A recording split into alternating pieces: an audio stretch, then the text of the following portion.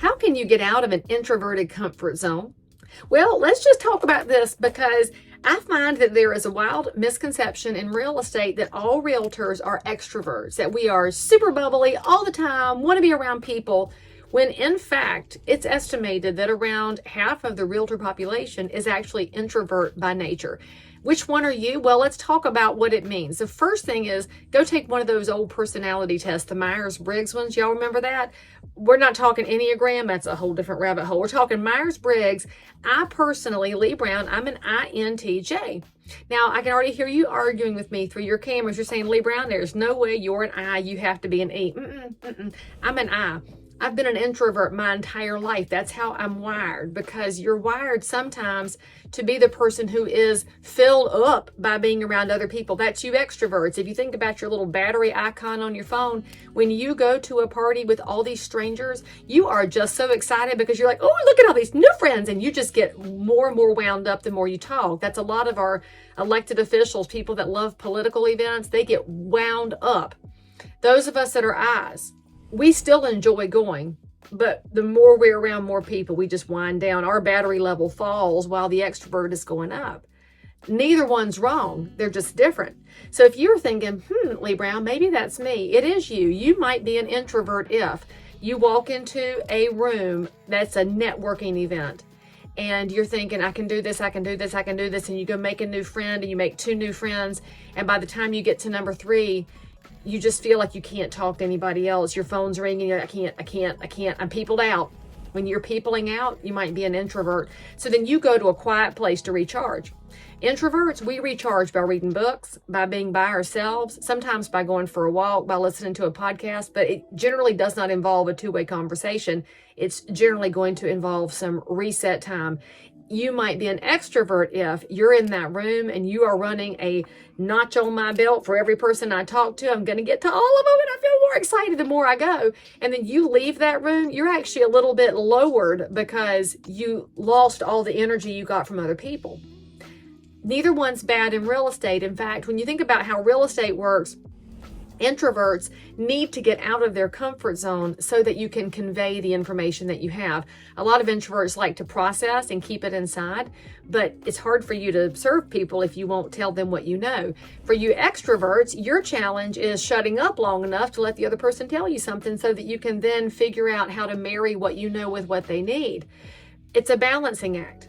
Now, I'll also point out that when you're thinking about this introvert comfort zone and getting out of it, you're going to have to train yourself out of it. Now, for me, most people never heard my voice unless they were my personal family until approximately the 9th grade when I had my civics class. At the time, we called it economics and legal systems, and it was Glenn McClanahan, God rest his soul. Mr. Mack was my teacher for ELS. And at the time, I was Little Miss Teacher's pet. That didn't really change. I wanted to just do my grades, do things well, and quietly sit in the corner of the classroom and never have a peep heard from me. Well, Mr. Mack would say incorrect things. I thought at the time that he was actually wrong. He exposed later what he was doing. He had this metal desk, y'all, and he had this wooden stick. He would whack the side of the desk. And I know that if any of y'all are watching this, you went to Northwest Cabarrus and you remember Mr. Mack, you can hit me up in the comments because you can still to this day hear the sound of that stick on the metal desk. Well, he would say something wrong. And because I was Little Miss Nerd over here reading the textbook, because yes, young people, we did used to have real books that couldn't be edited in real time. So I had that book and I knew he was wrong, and I would start to raise my little hand because in that classroom, a lot of people were totally zoned out. You know, hey, 9th grade civics, we had a few seniors in there that were trying to graduate, and it just wasn't anybody's most exciting topic, but I wanted things to be right. So Mr. Mack would say something wrong and my little hand would go up and he'd call on me. Well, that was the first time I think I ever heard my own voice in public, and the first time anybody else had either. And Mr. Mack also worked the parking lot. Now, of course, in the 9th grade, I did not yet have my driver's license. But another couple of years later, when I'm coming and going in my 1982 Honda Civic wagon from that parking lot, Mr. Mack would be at the entrance, and I'd always stop and talk to him because I just loved him to pieces. And he would give himself off the credit. He would say, Leigh Thomas, I'm the reason you can speak out loud. And eventually I said, Mr. Mack, what are you talking about? And he said, if I had not made you raise your hand to speak back and correct me, you might never have had your voice heard. And as a young person, I didn't know what he was giving to me at that time, but he was giving to me a realization that my voice mattered, that my brains mattered, and that me speaking up mattered. Well, that was the first steps to me coming out of my introvert zone, and I wish he was alive today to see how much his influence has meant over the last several decades. And now I want you to realize that when you're an introvert, if you don't learn to raise your hand and speak up a little bit, the people around you may not get the benefit of what you thought your way through. They don't have the benefit of your opinions, because right or wrong, it takes a lot of opinions coming into a space to create the best outcomes.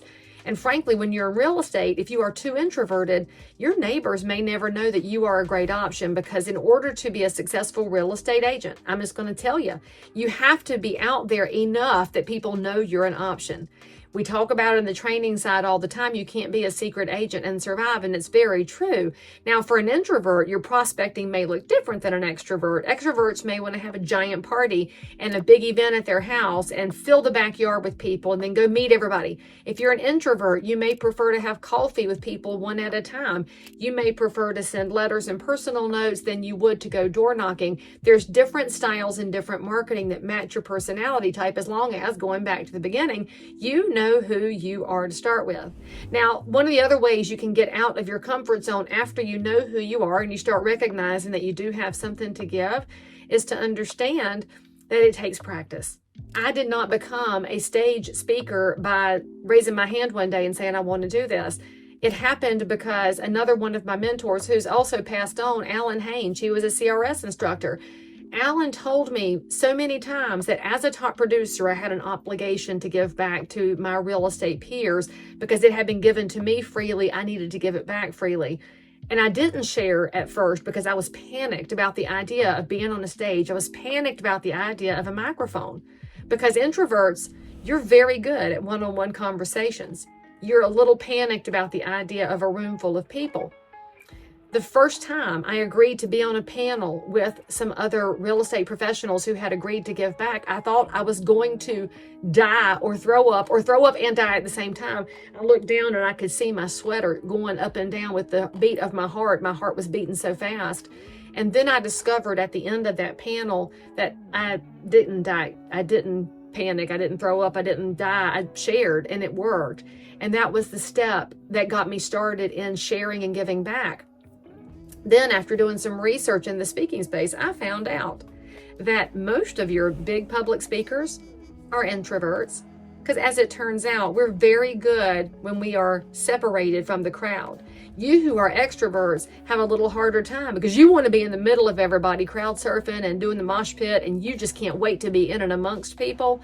For an introvert, we like having the opportunity to present and be a little separated, and that's not a bad thing, because it allows me to stay on message and it allows me to keep my thoughts together so that at the end, I can then be out of my comfort zone to make selfies and say hello to people. And then after I'm completely peopled out, I'm going to vanish. Because as an introvert, when you're getting out of your comfort zone, you're going to find out that you get exhausted. Give yourself permission to vanish, to go recharge.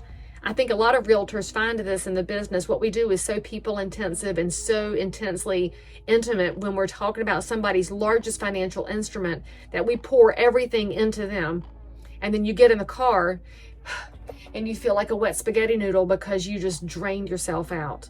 Well, give yourself permission to recharge. Introverts, that's by yourself. Extroverts, that's with other people. So figure out how you can serve by being who you are. And I will tell you that whether you're an introvert or an extrovert, you will find that you'll enjoy what you do more. And here's the other secret. As you get more comfortable with who you are and how you can communicate, you'll fall into one of those most powerful things that great realtors have always done, and that's mirroring. That means that when you're an introvert and you're with other introverts, you can really restrict the amount of effervescence you put off because they don't need it. When you're with extroverts, you'll learn how to be what they need. We can call that being an omnivert, just as we can call it mirroring. The more successful you are at reflecting the people that you're with, the better you'll be at serving them. Because whether we like it or not, people are going to react to somebody who feels like them, talks like them, thinks like them, and then you start to bring your own space in. It's a wonderful thing that you have to give back. So don't overlook your own power. Give yourself the confidence and the strength to be exactly who you are. And then you'll find that serving the public is not just more impactful, it's more fun.